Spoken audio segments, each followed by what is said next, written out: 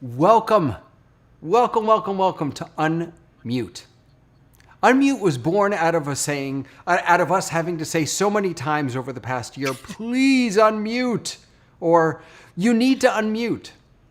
And what I realize is that telling someone to unmute is not just a technical request. The best Jewish education is when we lift up our students' voices and allow everyone to become a teacher of their Torah. So this broadcast strives to amplify the voices of those who are unmuting their students and adding more voices to the Jewish narrative in digital space. So let's get started.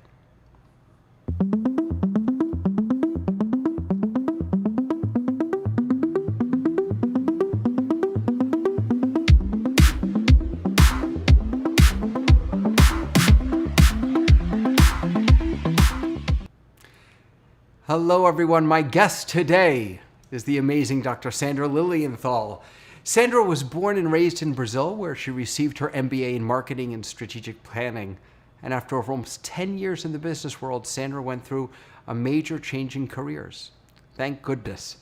And for over 25 years, she's been working with Jewish education in many different capacities: religious school teacher, bar bat mitzvah tutor, director of education at 2 synagogues, director of lifelong learning.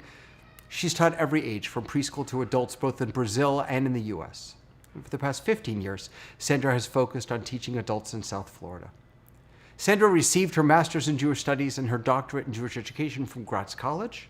She's the curriculum director at the Institute for Jewish Knowledge and Learning, where I also am a faculty member with her. She also teaches for the Melton School of Adult Jewish Learning in several groups throughout South Florida. She's a frequent speaker at Jewish education conferences, synagogues, and other Jewish organizations in the US. One of Sandra's passions is writing non-denominational curricula for adults. She is the author of Pillars of Judaism, a 2-year curriculum used in South Florida for the last 8 years, and is currently working on a series of 9 mini courses of 6 lessons each called the Living Wisdom series for the Melton School. 4 courses have already been published, and the other 5, please God, will be published by August of 2022. Sandra is a 2015 winner of the prestigious Covenant Award for Excellence in Jewish Education. She has great enthusiasm for teaching Judaism as a living religion, infusing true passion for it among those who study with her. And I am so happy to have you here with us, Sandra Lilienthal. Thank you for joining us. It's such a pleasure to be here, and it's such an honor to be opening this incredible podcast. I was watching your introduction and thinking, oh my goodness, this is exactly what we do. We, besides saying many times, you're muted, but we really are bringing people's voices, and that is what I believe in, and that is what the rabbis believed in. And so it's wonderful to be here and to be talking about Jewish education, which is really my passion. Yes. And you have been a teacher to many, including me. And I'm imagining that there may be some people who are watching who are students of yours, or perhaps future students of yours. And I just want to let people know that if you have questions, please unmute yourself by adding your questions into the chat on either Facebook or YouTube, wherever you're watching, and we will do our best to get to those questions. But please feel free to participate, to be a part of this conversation. So why don't we just start, Sandra, with what has your teaching and your Torah looked like over this past year? So it's very interesting because when I think of the many times in which we discussed before COVID, considering doing something online, we would get, rolling eyes, and I'm too old for this. I do teach adults that are 50 plus mostly, and they would, not be open to this. And then COVID hit, and we didn't have a choice, and we had to go online. And the thought process was, what's going to happen with our students? The truth is that my learners just had to learn how to use technology, but this has given them so much more than just the ability to participate in a Zoom class, because this means that they're now in touch with their families much more, whether it is a Shabbat dinner that is being done through Zoom, or a Pesach Seder, or even during the week for those that not use technology on Shabbat and Chagim, but they are interacting with their families. part of what I believe Jewish education is about is a family growth together. And I have seen that this has also been changed through COVID because our learners are now discussing with their children and grandchildren what they're learning much more than they were before. And I will say that even though I believe teaching online is very different, it requires different skills. It requires different focus on the part of our learners. But I will say that I now have at least one learner who is a woman of 94 years old who manages Zoom better than I do. She knows exactly how to post in the chat, and she knows how to mute and unmute and change to speaker view and everything. So I believe that we are agents, for the lack of a better word. We are agents of pushing these people into a technological world. As much as we were uncomfortable, some of our learners are even more uncomfortable. We have been able to push them into this new reality, given them the skills, and we have been able to build community with people that do not live here and that would not be coming to our in-person classes. Yeah. So I have, for example, learners of mine whose children, adult children, have joined the class, or siblings who live from Montana to Colorado to New York, and they are joining classes together with their family members, which is very, very special. I've been thinking that one of the things that we Jewish educators have always not just yearned for, but really pushed for, fought for, is let's take Judaism out of the synagogue. That is to say, it doesn't only reside in the sanctuary, in the synagogue, but bring it home, right? Where the whole family education movement was about, let's get families learning together. Let's get families experiencing Judaism together. And now we got exactly what we asked for, because people didn't have a choice but to engage in whatever part of Judaism they were drawn to in their home with their family. And so that for you, it sounds like that was a real blessing. That Absolutely. Yeah. Absolutely. I mean, another thing that we never really considered is that when you live in a place like South Florida, where public transportation basically does not exist, so your learners either need to drive to class or they don't come to class. Night classes for people in their 80s, 70s, 80s, it's complicated. They don't want to drive at night. They don't feel comfortable. Well, now they're online at night, which they can do. So we started adding classes because people can join and they're happy to join. They're happy to have that evening opportunity to learn. And usually the evening classes, I can see spouses in the background. So it goes back to what you were saying. They're learning, if not formally learning with their spouses, but the spouses are all there. So you can see that they're also paying attention, and it's beautiful. It's bringing Judaism into their homes, which, as you said, I mean, is something that we've tried to do for many years. So we want you to own this. This is not us. This is not me. I mean, Torah doesn't belong to rabbis. Torah does not belong to educators. Torah belongs to every single Jew. So we want you to take that in and interact with it, right, in any way that you possibly can. And this is exactly what has happened. Torah is now coming into your home. So how has your practice changed and shifted to allow that to nurture that growth? Right? What have you had to do differently? I'm always interested in the technology piece, but pedagogically also, how is teaching in a digital format different than teaching in person? What's changed for you? So I think there are a couple of things, both positive and negative. On the positive side, I will say that I can now look at every single student, right? When I mean, I have a screen at home that allows for 49 people. So unless I'm having like a seminar, but in general, my classes go up to 30 people, 40 people. So I can see all of them on my screen. So I'm actually looking at all of them. When I'm in a classroom, I'm not looking at all of them because it's usually set in a U or something like that. So I'm not paying attention eye to everybody, which I can do in a situation like Zoom. That's one of the good things. I think the other thing is that everybody is looking at each other as well, which is helpful. it helps create a little more sense of community. I think that as an instructor, there's a huge advantage of being online in the following ways, besides obviously the not having to commute, etc. But for example, a student asks a question, right?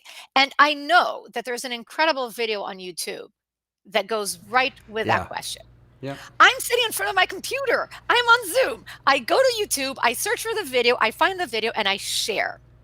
I could Uh, never do that. That yeah. that I think is an amazing development that we have been able to do. Wait, before you go on, and yeah, you're glitching. Don't worry, it's fine. Part of why I love live video is that I love the authenticity. I love the errors. I love the mistakes. I love bandwidth problems. And we're all dealing with this every day with Every our day, internet exactly. going, yes. Exactly. Can I just go back to, I want to go back to the video camera and seeing people, because that is something that's very interesting to me. It's interesting, number one, that our classes are now happening in their bedrooms and their living rooms and their dining rooms. They are sometimes unwillingly or unwittingly, I guess I should say, inviting us in to their personal space. And I know that I have some students who don't want their cameras on. You know, they intentionally don't turn them on. As a teacher, it's always more, I don't know if easier is the right word. It's always more, the experience is always richer for me when I can see other people's faces. It's very hard for me when cameras are turned off. I feel like I'm talking to a wall. Do you have that? I mean, do you? I have very few students. To be very honest, I ask everybody to turn their cameras on. And it is rare, but every now and then I do get a student who says, I really don't want to turn my camera on. And that's fine. I'm not going to force anybody. But usually when you ask, they say, okay. Also, because the majority does turn it on, it's not that much of an Sorry. issue for me. No problem. If somebody does not, it's their personal choice.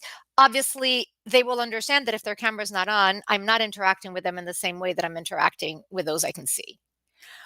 It's interesting because you mentioned, the fact that we're going into their homes. It's true. I have met every single pet that each learner of mine has. And Right. I will say, as a They pet come owner to the myself, classes. They bring their they dog. come They bring to the their cat. classes. Yeah. Yes. Yes, many times they're sitting on their laps, or they're just walking Yeah. in and out.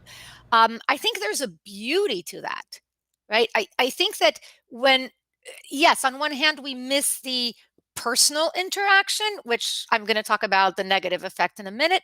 But I think that to a certain extent, we've become much closer to them. We know what their kitchen looks like. We know who their pets are. You every now and then see people going through the back, whether it's an adult child or sometimes a grandchild that's there. We actually have become closer in some ways, which is weird, but it's true, and I think that's Yeah, positive. there's an odd, I don't know if dichotomy is the right word, but we are more distant, and yet there's an intimacy that exists even in this digital space. And even from our perspective, when I think, for example, you see a grand piano in my back here, right? Now, I don't usually have a grand piano here. What happens is I'm doing some work in the house. There's floor work being done. All of my learners said, "Oh, wow, what's happening? Why do you have a piano?" So every single one of my learners now knows that I am doing work on my floor. Again, not that that is fundamentally important, but it is a private thing. It's my personal life. It has nothing to do with my professional life. But now my learners have actually been invited into that part of my life as well. So let They me ask, know what my office looks yeah, like. They know what my dog looks like. what is it, Sandra? What is the correlation between the sharing of that personal, private self and the Torah that's able to be learned in the group? I guess I should ask, is there a correlation, right? So, do you have a sense that the Torah that you've been sharing this year has been enriched because everyone knows that you're doing work on your floors? Yes and no. I mean, I think what happens is that there is a demystification, if that word exists in English, it does in Portuguese, of the instructor, right? I'm a normal human being like everybody else. I have plumbing problems in my bathroom, and I have floor issues, and I have a dog that sometimes is barking, and I think it makes me much more real to them.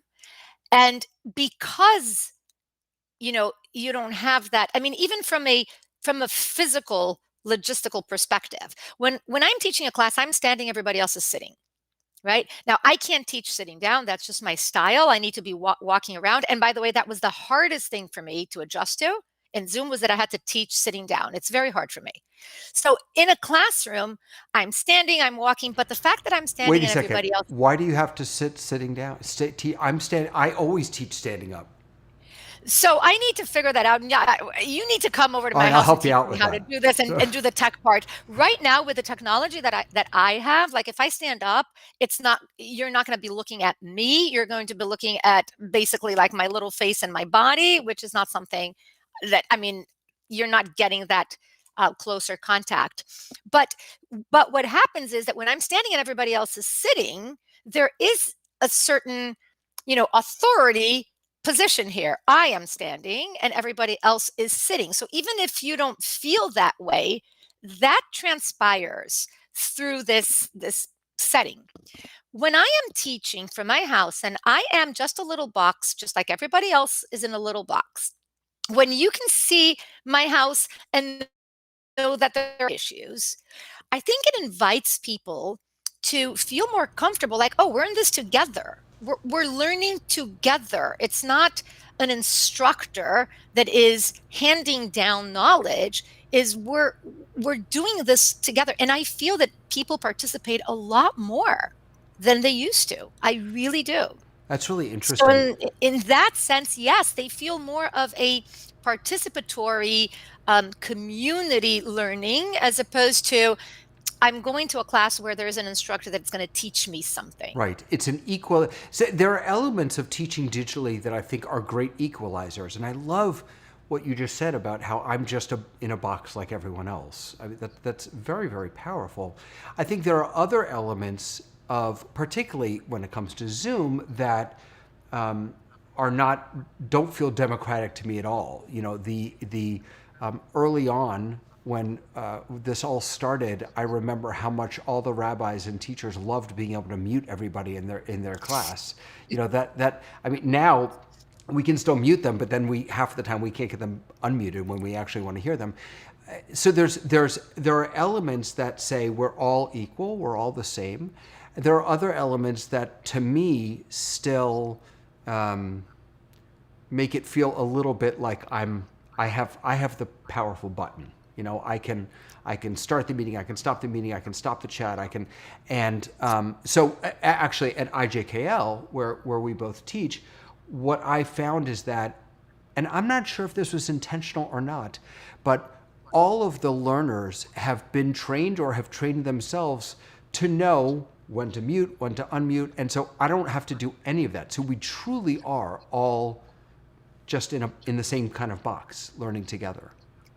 I think it is very important. I mean, I mute everybody when I start a lesson, just because people are unaware. Sometimes even before a lesson starts, people come into the class and then I'm listening to their private conversations. They're not aware, and I know that they don't want everybody to listen. So I go ahead and I mute people.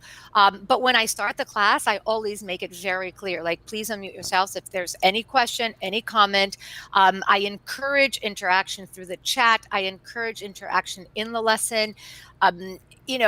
Actually more than I would in class, in a brick and mortar environment. And I think that that's another plus. When you are sitting around a table with 25 students, if your student's sitting on the first chair and there's somebody sitting 6 chairs after you, right? You can't talk to that person. You can talk to your neighbors. You're not going to start talking to that other person. But on Zoom, first of all, you can chat anybody you want privately. I never, ever close that possibility, because I'm totally okay if you want to talk to another person about what we're learning, or even if you want to compliment somebody on what they're wearing, that's your problem. I'm not dealing with little kids that are there because they have to be there. I'm dealing with adults who want to be there. So it's very different from a school setting. And so I encourage those conversations. I think it's important. And the more they participate, the better it is. And for those who don't feel comfortable raising their hand and asking a question or making a comment, they use the chat. Yeah, We have I that. agree with you 100%. I have found the chat to be, for some people who don't like doing what you and I are doing right now, being seen, that the chat is just a wonderful place. It also allows more voices to be heard. There have been, Yes. I've had a few students, or not a few students, a few times when I have said to my students, when I've had one or two people that keep talking, I've said, hey, I'm going to invite everyone to put your thoughts in the chat. I want to hear from some new voices. I want to hear your literally your voice. But the rest of you, if you've already shared a lot, please keep sharing. Please do it in the chat. So it both empowers those who maybe Right. don't want to share out loud, and it also gives space for those who may not have been able to share. And I'll tell you what else. It also allows people to share with me privately. Oh, So yeah. some learners are very, they're very concerned about sounding ignorant, Yeah. which, as I have said as an instructor many times, if you have a question, I can assure you there are at least 5 other people in this class that have the same question. So Absolutely. somebody has to have the courage Absolutely. to ask. But sometimes they don't. And when that happens in a brick and mortar situation, there's nothing I can do. On Zoom, what they happens is that they send me a private chat message, right? And then I repeat the question out loud without saying who it came from, Who, because it right. doesn't make a difference. But that person gets their question answered and they feel comfortable asking because they don't have to ask in front of everybody else, and they don't have to feel ignorant. And no matter how many times you say there's no stupid question, and I really believe that, I don't just say it, I believe there is no stupid question. People still fail. But people Yeah. feel that way, Yeah. and there's not. Yeah. So I think that that is, again, I find many advantages. Yeah. Are there disadvantages? Yes. I mean, I was talking to Erica Brown, who's an incredible educator, and she was presenting a paper this week at the National Research in Jewish Education Conference about ending a class. And we were talking about the fact that when you end a class in person, everybody sits around and talks, etc. When you end a class on Zoom, it's a lot harder because there is a moment on which I need to click end meeting. And the minute that I click end meeting, I have clicked end meeting for all, as opposed That's to it.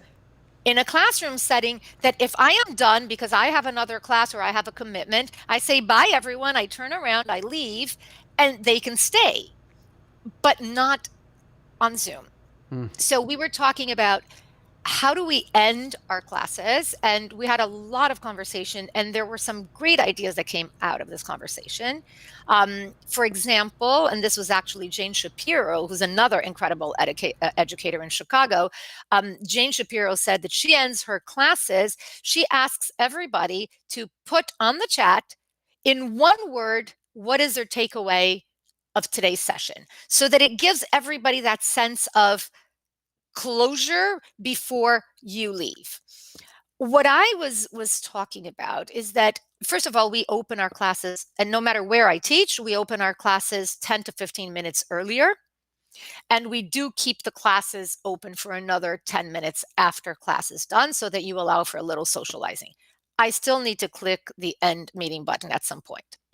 But the other thing that I personally have done, because I think this is important, is I have interacted through email with my students, email and texts a lot more, because I invite them to do that. Like if there's anything that we covered today in the lesson that wasn't clear or that you want to further discuss, feel free to reach out to me. That allows me to see what was really not understood in a way that I thought had been. And if it's something that is recurring, I can start the next lesson with that. I just want to clarify something that I said last week. And go into that. But it also has allowed for more personal connection with the learners. And we go back to where we started about having this personal connection, which I think has been positive, not negative, even though we don't see each other in person. I just want to jump on that for one moment. I had the honor, this is going to sound weird, I had the honor of attending a training yesterday for Elevation Church. Have you ever heard of Elevation Church? No. So every Shabbos I go to shul, and every Sunday morning I go to church. Elevation Church is this huge church. I honestly, I don't even know where it's out of, but they're one of these, they have very dynamic online presence, and they do a really, really nice production. But the reason I went to Let's remember that the Christians were doing teleproductions. That's absolutely. Yeah. 30, 40 years ago. That's right. The reason I went, though, is I'm less interested in the production. I wanted to learn about how they engage their digital people. What's going on behind the scenes. And they said that they were telling me that on Sunday mornings, that's all about engagement. That's all about responding to chats and whatever, posting information, whatever. But as soon as services are over, Monday morning, it moves from engagement to relationship. That they spend 90% of their job, these sort of digital pastors, isn't happening during worship services. It's happening outside of those experiences, and when they're connecting with people, when they're reaching out, when they're answering questions, when they're just, getting to know their pet, as you said before. And in some ways, I think, ironically, again, the distance that the digital divide, I'm using that term inappropriately, but the distance of the digital divide has opened our eyes to the need and our capacity to come closer, to be more personal with one another. So I believe Jewish learning is all about relationships, and it's relationships between people, between you and God, in whatever way you understand God, and between you and a text, right? So it's a three-way or three categories of relationship. They're all very, very important. I believe that what I offer to my learners is not information. Information, you and I know, there is nothing that I can teach them that they can't find online on their own. And that's the truth. So it's not about information. So what am I teaching them? I'm teaching them how to interact with this tradition, interact with this text, interact with this heritage, right? That's what I'm doing. Therefore, it is much more important that I have a relationship with them, that I build a relationship with them, than that I give them the right information. I mean, I'm not suggesting that we shouldn't give them the right information, but what I'm suggesting is that that is not even 20% of what we do. It really is about relationships. And I agree. I mean, I'm not aware of the church, but I agree that is where you get to your learners. Your learners are not interested in collecting information. There's no tests. They don't have to repeat back. They're interested in learning, how do I make all of this Jewish stuff relevant to me? How do I engage with this in my life? And I'm here much more as a coach, as a role model, than as a provider of information. That's not my main job. Yeah. I feel like I took you off track because you were offering us really beautiful Torah about how to end the importance of endings, and I would then argue also, as you mentioned, that the importance of beginnings. One of the things that I took an M squared. Do you know M? Yeah, I took an M squared class. Oh, that's right. And I did it too. I fell in love. One session they did. They taught about 3 check-ins at the beginning, and they said, before you start learning, check in. Are you hineni? Are you aneni or eneni? Are you really present? Are you struggling with the question, or are you thinking about all the work that you have to do? I love the idea of giving people space before and after learning to, like you said, to just check in, to just. I will tell you where I find the difficulty in doing this. Um, I want you to imagine a situation where a new student joins the class. So most people who are in a class already know each other, and we open the room 15 minutes earlier, and they're asking questions. So, oh, so how was the wedding you went to last week? Or how, people know about each other's lives because they've been learning together for so long, etc. So people are talking to each other. I find that bringing in a new student is what is really difficult, because if you're coming into a group of people and everybody's talking to each other, but you don't know anybody, you don't even know their names. That, I think, is what it is a challenge for us as educators. How do you make somebody who's just joining us feel welcome? Feel Yeah. welcome, feel part of the group, right? That, I think, is a challenge. So when you ask people, so how are you doing? It actually opens for that person who is a newcomer to participate in this opening in the same way. I think you're As right. I think that for people who knew each other pre-pandemic, or even have had time to get to know one another digitally, in this digital space, Mhm. you're right. It becomes natural, it becomes comfortable, and for a new person to try and find their way in is I wonder if it's, I don't know if it's more difficult or less difficult than in person, because finding your way in person can also be very tricky. But um, that is definitely a challenge. Yeah. So I will tell you what I suggest with Erica Brown. Um, One of the things that I suggested, and I think that there are a couple of groups that I work with that have accepted the suggestion, is that before we start a course, not an individual class, but a course, that we ask everybody, if they're comfortable, to tape on their phone 30 seconds, their name, where they're from, and something that you want the class to know about you. Then, honestly, if you have figured out Zoom, you can do that. So I'm sure our learners can all do that.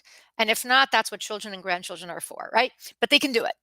Then we take all of those videos and we put them together in one video without concern about quality. This is not a movie. It's just an introduction. And you send it to the entire class so that ahead of time, before the first class, I have an opportunity to look at that video and see faces and names and have a little bit of information.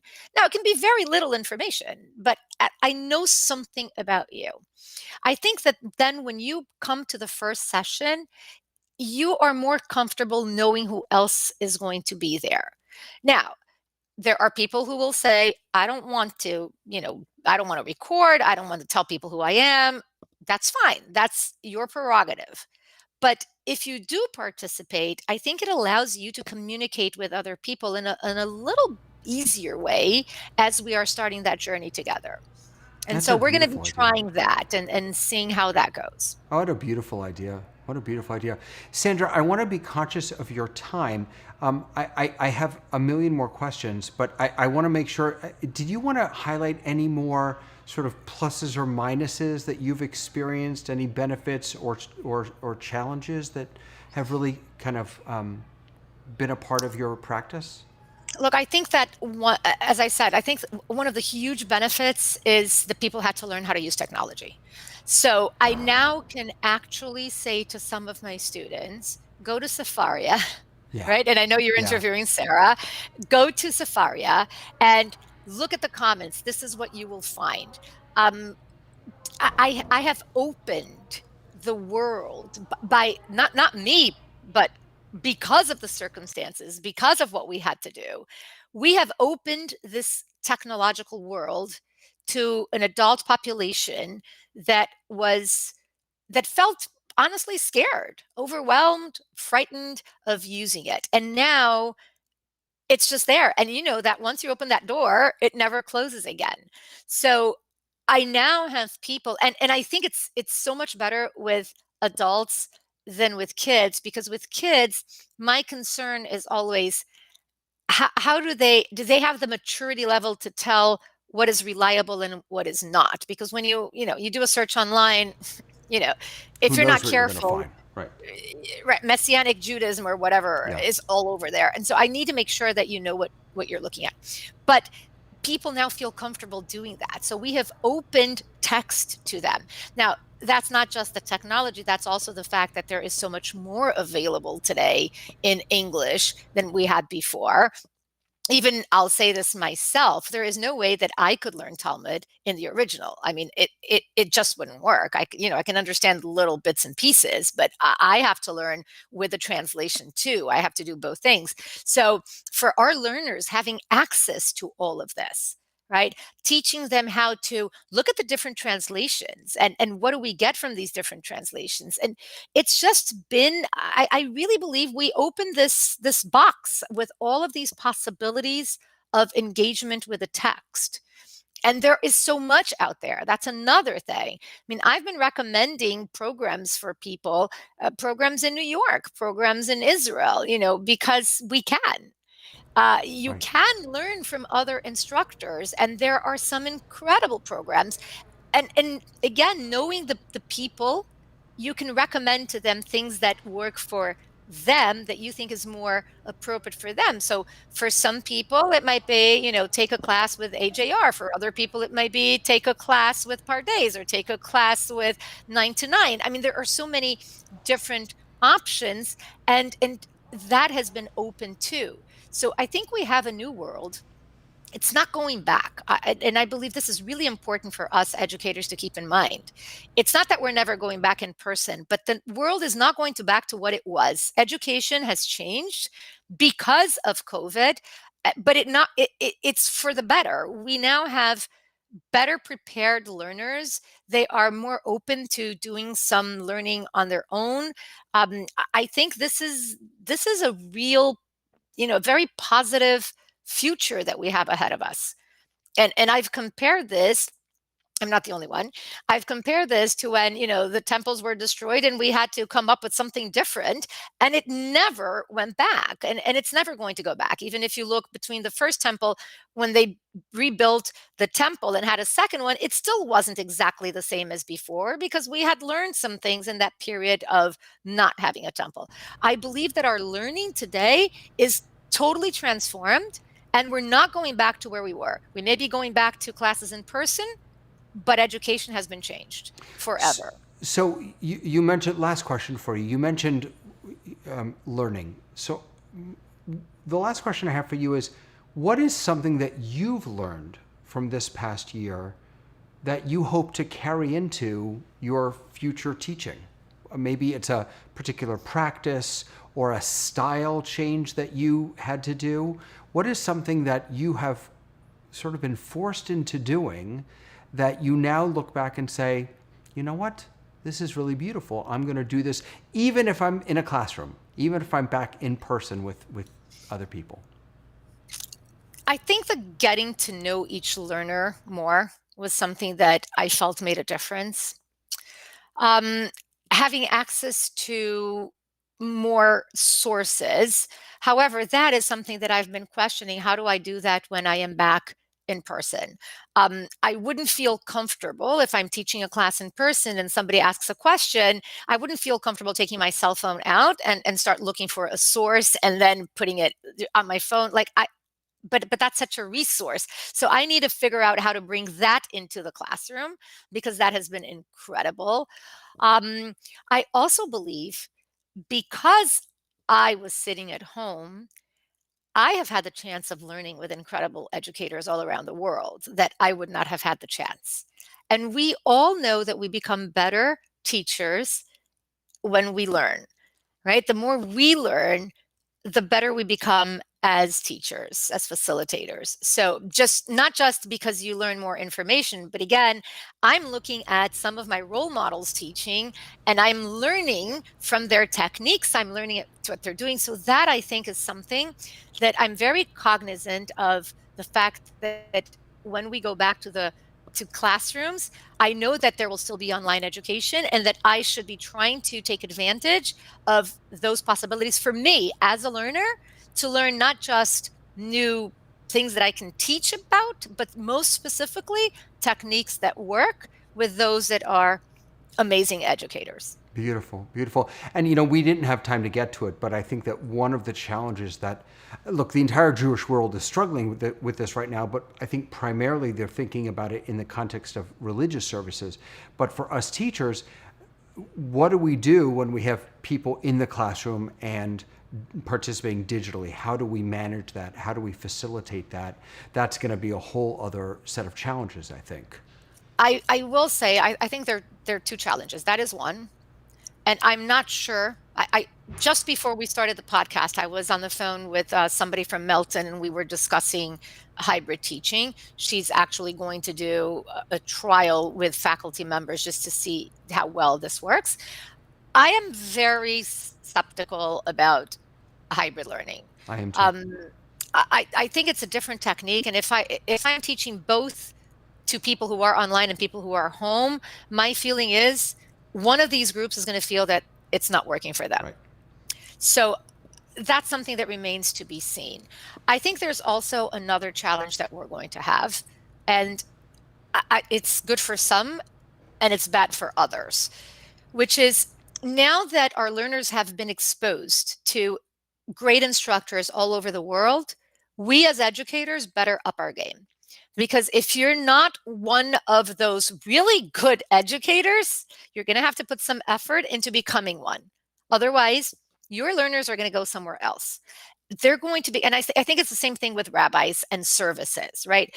Our Jews around the world are sitting in Florida, participating in a service in California because they love that service. Our customers, and I don't like that word, but just for this conversation, our customers are going to start asking more of us because they have seen what is possible and what is available. And we're all going to have to up our games. And that, I think, is profoundly positive. It'll turn us into better educators, better rabbis, better cantors, better everything. We will just have to become better, which is always good. Wow. Yes. Amen. Amen, amen, amen. Thank you so much, Sandra. This was really an honor to have you as the first guest. I mean, really, I'm so grateful for your Torah and for the amazing gifts that you bring to the Jewish world. So thank you. Thank you. Thank you, David. It's such an honor, and I very much look forward to participating as a viewer every Friday. You have an incredible lineup. I have a few more names to suggest to you. Yeah. And this is just great. And the fact that we educators can learn from other educators is also very, very special. It's a gift for us. So thank you for doing it. Absolutely. Absolutely. So friends, this is one of 3 shows that I have. I also have Torah Tech Tips, I don't know how to say it, Torah Tech Tips on Tuesdays. Those are much shorter, just about 6, 7, 8 minutes, where I give you sort of quick tips about some of the things that I use, some of the tools that I use. Hi, Ellen, I see you there.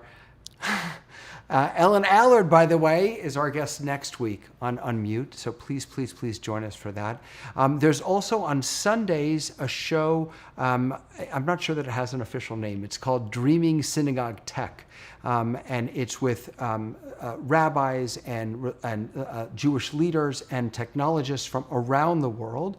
We all get together and we answer your questions. So I want to invite you to check that out.